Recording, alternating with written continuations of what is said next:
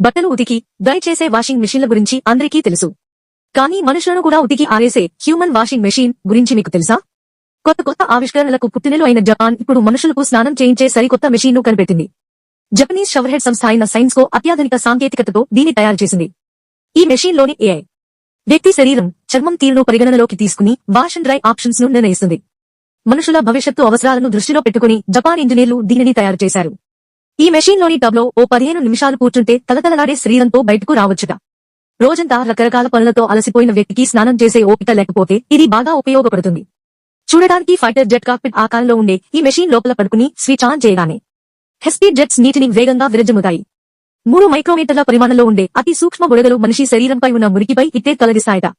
అంతేకాదు ఇందులోని కృత్రిమ మీద ఉత్సాహంగా ఉన్నాడా లేదా అంచనా వేసి మానసిక ఉల్లాసానికి తగిన వీడియోలను ప్రసారం చేస్తాయట. ఆశ్చర్యం కలిగించే విశేషం ఏంటంటే ఈ యంత్రానికి 50 ఏళ్ల క్రితమే బీజం పడింది.